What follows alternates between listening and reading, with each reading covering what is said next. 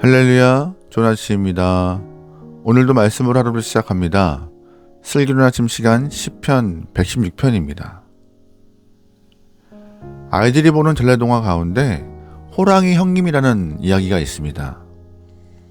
한 나무꾼이 산에 나무하러 갔다가 호랑이를 마주하게 되는데요. 나무꾼은 이제 꼼짝없이 죽었구나 라고 생각을 했지만 호랑이 앞에서 울음을 터뜨리며 형님이라고 호랑이를 불렀어요. 그러면서 이야기를 이어가는데 어머니께서 말씀하시기를 저에게 호랑이 형님 한 분이 있다고 했는데 지금 보니 형님이 바로 어머니가 말씀하신 그분이군요 라고 이야기를 했습니다. 호랑이는 어리둥절하고 당황했지만 나무꾼의 말을 믿게 돼요. 진짜 본인이 나무꾼의 형님이라고 착각을 하기 시작합니다. 그러면서 그 어머니가 계시다는 나무꾼의 말에 마음이 흔들려서 나무꾼에게 여러 질문을 합니다. 어머니 건강하시니? 지금 어디 살고 있니? 집은 어디에 있니? 여러 가지 질문을 한 이후 호랑이와 나무꾼은 헤어지죠. 그런데 그 다음날부터 나무꾼의 집에 이사간 일이 벌어집니다.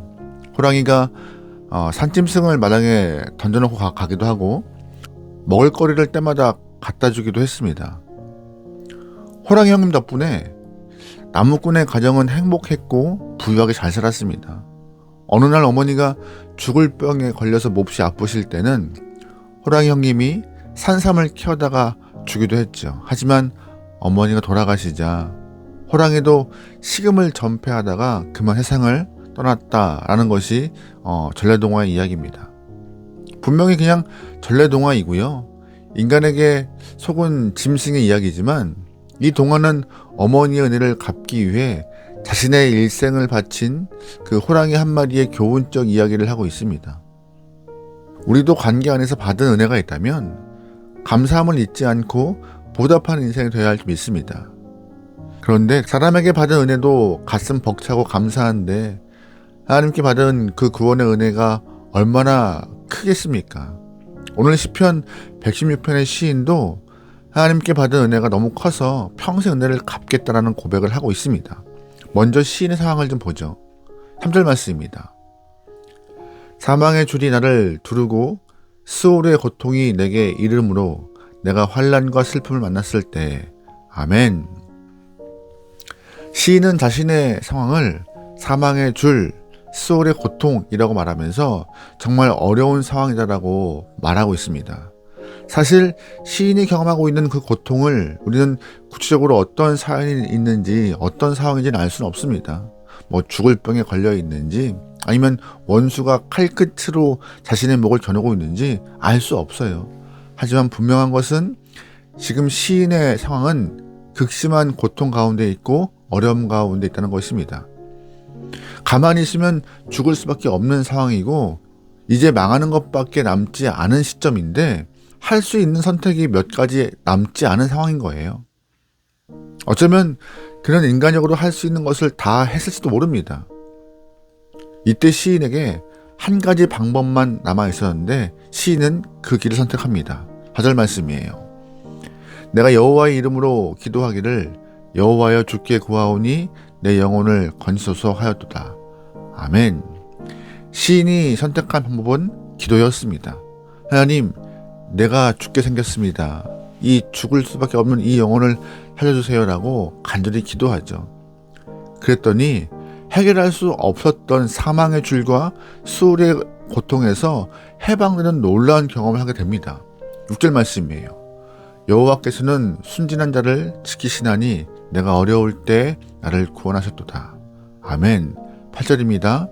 주께서 내 영혼을 사망에서 내 눈을 눈물에서 내 발을 넘어짐에서 건지셨나이다. 아멘. 시인은 자신의 경험을 노래하고 있어요. 우리는 시인의 이 고백을 읽으면서 나는 죽을 병 걸린 것도 아닌데 원수의 소나기에 있는 것도 아니고 해방된 경험이 없으니 나와는 별로 상관없는 이야기네 라고 말할지 모릅니다.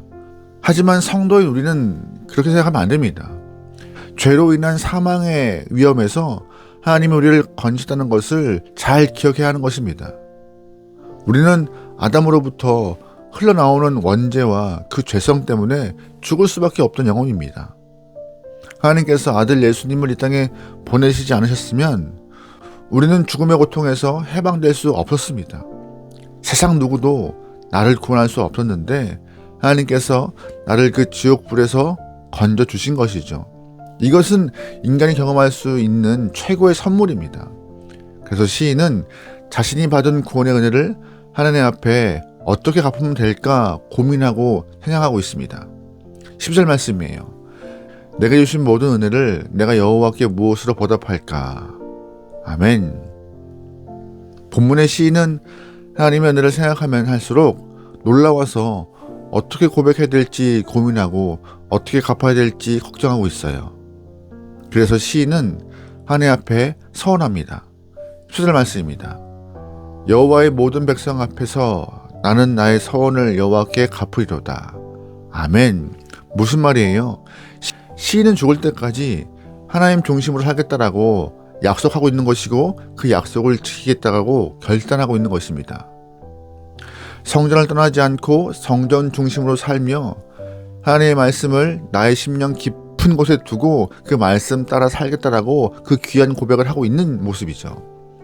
18절이에요. 내가 여호와께 서원한 것을 그의 모든 백성이 보는 앞에서 내가 지키리로다. 예루살렘아 내 한가운데에서 곧 여호와의 성전 뜰에서 지키리로다. 할렐루야. 아멘. 본문 속 시인은 여호와의 성전에서 하나님의 일을 하며 하나님이 원하시는 삶을 살겠다라고 마음을 먹고 있습니다. 하나님은 죽을 수밖에 없는 우리의 인생을 새로운 생명으로 바꿔주셨습니다. 가만히 내버려 두셨다면 우리의 인생은 하단의 밥이 될 수밖에 없었는데 하나님의 은혜로 천국의 영생을 누리게 되었던 것이죠. 우리가 이 은혜를 무엇으로 보답할 수 있겠습니까? 우리가 그 은혜를 어떻게 갚을 수 있겠어요? 오늘 시인의 고백처럼 우리도 하나님 중심으로 살 수 있는 것, 그것이 바로 하나님 은혜를 갚아가는 모습인 것입니다. 여러분, 하나님의 말씀 여러분 심령 중심에 모시기 바랍니다. 하나님의 품을 떠나지 않고 하나님과 동행하고 하나님의 은혜에 잊지 않고 그 은혜를 갚기 위하여서 말씀에 순종하며 살아갈 수 있는 주님의 귀한 영혼들이 소망합니다. 그것이 바로 은혜 갚는 방법이고 하나님과 가까이 할 수 있는 길입니다. 오늘 하루 하나님의 은혜를 기억하며 말씀 중심으로 순종을 하며 살아갈 수 있는 여러분의 삶이 되기를 주님으로 축원합니다. 아멘. 기도하시겠습니다. 사랑의 하나님, 우리에게 구원의 은혜 허락하심을 감사합니다. 매일매일 살면서 잊고 사는 것 많지만 주님의 은혜, 주의 사랑, 주의 손길, 인도하심을 잊지 않고 감사하며 주님을 높이고 주님을 기억하고 기념할 수 있는 주님의 귀한 영혼들에게 축복하소서. 오늘 우리 삶을 맡겨오며 예수님의 이름으로 기도합니다. 아멘.